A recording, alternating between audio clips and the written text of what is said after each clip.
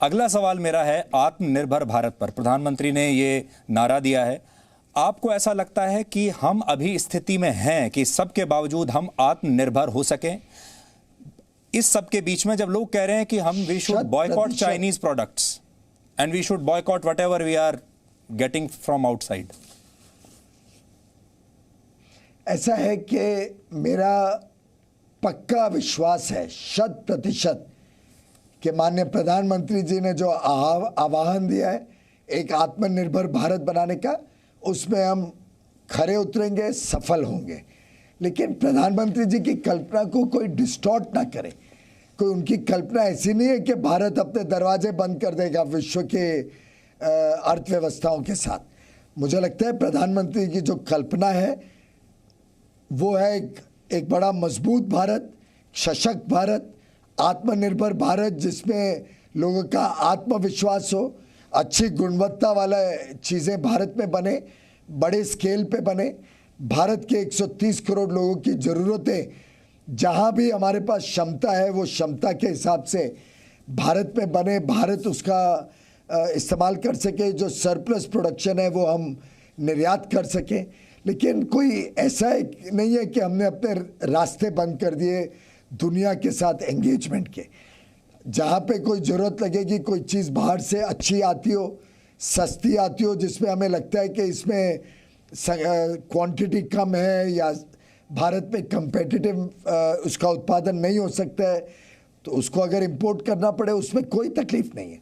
कोई किसी कंट्री को बॉयकॉट करने की ना कल्पना है, ना मुझे लगता है भारत सरकार उस प्रकार के कायदे नियम कानून में विश्वास करती है। हम एक ग्लोबल एंगेजमेंट के साथ भारत की क्षमताओं को बढ़ाना, भारत के उत्पादन और गुणवत्ता को बढ़ाना, और जो विश्व में बाकी देश हमारे जैसे सोचते हैं, जिनकी इकोनॉमीज़ हमारी जैसी है, rule based, transparent, open economies हैं, उनके साथ हम हमारा ट्रेड भी बढ़ाएंगे, व्यापार ज़्यादा करेंगे, हम भी उनको ज़्यादा माल एक्सपोर्ट करेंगे।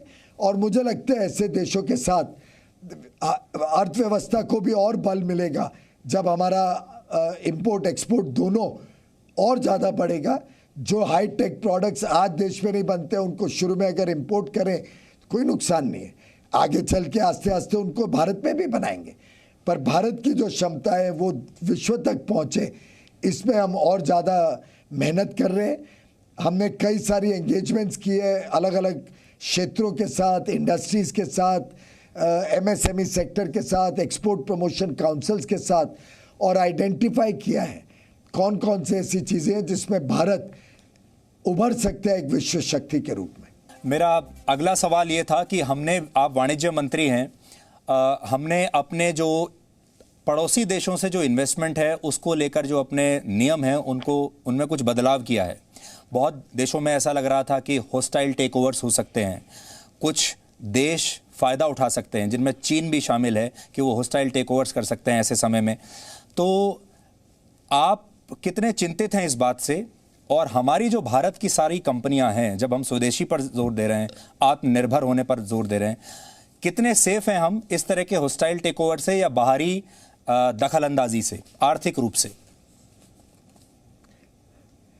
इसमें भी माननीय प्रधानमंत्री नरेंद्र मोदी जी ने जो अपना निर्णय पहले ही ले लिया, उसके कारण मैं समझता हूँ पूरी तरीके से देश सुरक्षित है, हमारी अर्थव्यवस्था सुरक्षित है।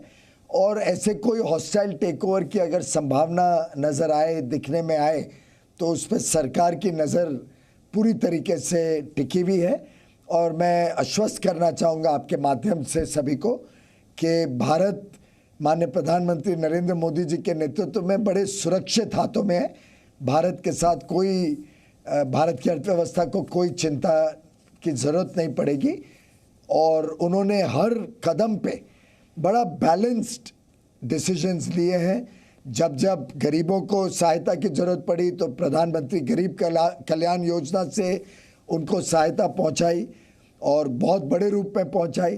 किसी को अनाज की कमी नहीं होने दी, मुफ्त में फूड ग्रेन्स दिया, खातों में डायरेक्ट बेनिफिट ट्रांसफ़र से पैसा भेजा। इसी तरीके से हमारे एमएसएमई, छोटे उद्योग, आर्टिसंस, स्ट्रीट वेंडर्स के लिए आज स्कीम बनी, इनकी लगातार चिंता की। आगे चल के कैसे भारत की अर्थव्यवस्था को सस्टेनेबल बेसिस के लंबे अरसे के लिए बल मिले, उसके लिए बड़ा ट्रांसफॉर्मेशनल परिवर्तन किए, रिफॉर्म्स किए। तो मैं समझता हूँ माननीय प्रधानमंत्री जी हर वक्त, और वो तो आप जानते हैं कि उनका मन तो 24 घंटे देशवासी और देश की सेवा में लगा रहता है। वो कैसे सोचते रहते हैं कि मैं कैसे आगे भारत को और मजबूत बनाऊं और हर देशवासी को कैसे आगे भविष्य में एक उज्जवल भविष्य दे सकूं, उसमें उनकी लगातार चिंता रहती है।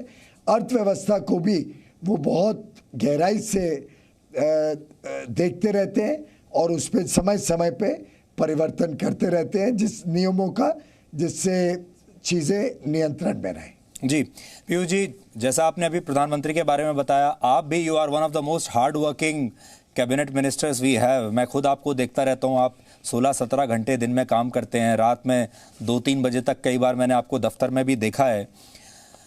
आपसे मैं ये जानना चाहता हूँ कि आर्थिक जो हमारी इस समय जो समस्याएं हैं, जैसे कि हो सकता है कि हमारी ग्रोथ रेट 0 पे पहुँच जाए या माइनस में चली जाए। दूसरी समस्या यह है कि कोविड-19 हमारे जीवन को, हमारे जीवन शैली को इसने हमेशा के लिए या जब तक वैक्सीन नहीं आया बदल दिया है। आप फ्यूचर ऑफ ट्रांसपोर्ट क्या देखते हैं इसके बाद? एक तो जो आर्थिक समस्याएं उसको देखते हुए, जैसे देखिए इससे पहले हम लोग बहुत एम्बिशियस थे, हम बुलेट ट्रेन्स प्लान कर रहे थे, हमारी बड़ी बड़ी योजनाएं थी। उन योजनाओं को कितना अभी सेटबैक लगा होगा, और आगे जो जैसे रेलवेज है, फ्यूचर ऑफ रेलवेज या फ्यूचर ऑफ ट्रांसपोर्टेशन भारत जैसे देश में क्या दिखता है आपको, ये सोशल डिस्टेंसिंग को देखते हुए, आर्थिक दृष्टि से? सुधीर जी, जहाँ तक आर्थिक स्थिति है, स्वाभाविक रूप से पूरे विश्व में इस महामारी ने ग्लोबल ट्रेड को अफेक्ट किया है। सभी अर्थव्यवस्थाओं को अलग अलग रूप में इसका प्रभाव पड़ा है, और भारत में भी इसके प्रभाव इन द शॉर्ट रन तो पड़ेगा ही, उसमें कोई दो राय नहीं हो सकती है।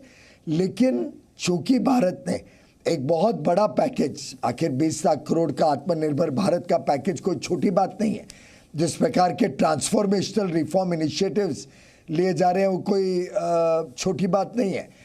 आगे चल के जिस प्रकार का निवेश भारत में आने की संभावनाएं बढ़ती जा रही हैं, उससे भारत की इकोनॉमी को बहुत बल मिलेगा।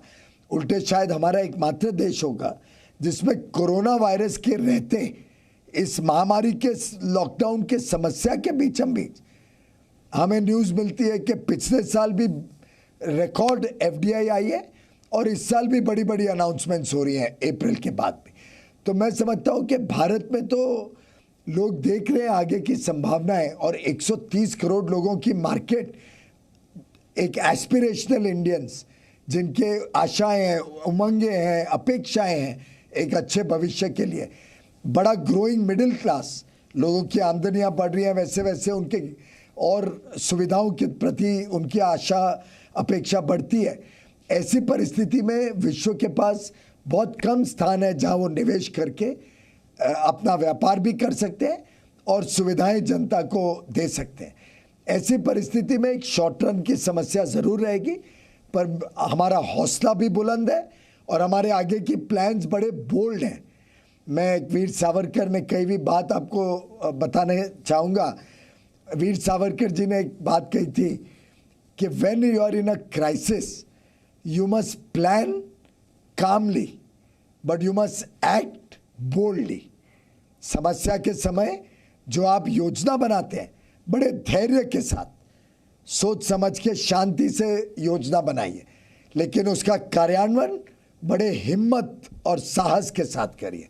और मैं समझता हूँ आज के इस महामारी की लड़ाई में प्रधानमंत्री नरेंद्र मोदी जी ने वास्तव में यही मूल मंत्र देश के सामने रखा है। तो मैं समझता हूँ ट्रांसपोर्ट सेक्टर भी जैसे जैसे महामारी से हम निपटेंगे, जैसे जैसे क्योर आएगा, वैक्सीन आएगा, फिर बाउंस बैक करेगा, और भारत में तो और तेज गति से बाउंस बैक करेगा। ऐसा बाउंस बैक करेगा कि जो पहले भारतीय रेल अगर 1 गुना काम करता था, तो आज से 10 साल बाद हम उसका दुगना और 15-16 साल बाद उसका तिगना काम करेंगे। इतना भारतीय रेल की आगे की प्लान्स हैं। 50 लाख करोड़ का निवेश भारतीय रेल अकेले में अगले 12 साल में प्लान किया जा रहा है। Dedicated freight corridors, high speed train, semi high speed passenger corridors, railway stations का पुनर रिकंस्ट्रक्शन और रीडेवलपमेंट, इसी प्रकार से जो स्पीड है ट्रेन्स की उसको बढ़ाना, टाइम टेबल फ्रेट ट्रेन्स चलाना, पार्सल सर्विस देना। आपको पता ही होगा कि पिछले पूरे साल में 0 पैसेंजर्स की क्षति हुई, एक भी पैसेंजर की मृत्यु नहीं हुई रेलवे एक्सीडेंट के कारण 19-20 वर्ष में। अब ये सफलता माननीय प्रधानमंत्री जी ने जो 6 वर्ष तक लगातार रेल सेफ्टी पे फोकस किया, 1 लाख करोड़ रुपए का रेल सेफ्टी फंड बनाया, उसका परिणाम है कि एक वर्ष में पूरे 1920 में एक भी पैसेंजर की मृत्यु नहीं हुई एक्सीडेंट के कारण। हम आगे चल के ऑटोमेटिक सिग्नलिंग वगैरह करके इसको और सुधार कैसे करना जी, रेलवे व्यवस्थाओं को, अच्छे कोचेस डिजाइन करके पैसेंजर की यात्रा को सुगम बनाना, ऐसे अन्य प्लान्स लेके आगे काम कर रहे हैं। पीयूष जी, हमसे बात करने के लिए आपका बहुत बहुत शुक्रिया। We wish you all the best. आपने बहुत अच्छा काम किया है, आगे भी आप अपना काम जारी रखिएगा। बहुत बहुत शुभकामनाएं। No signal, no worry. Presenting Z News app with live TV, latest updates and expert opinion. Available on Google Play and App Store. Download it now.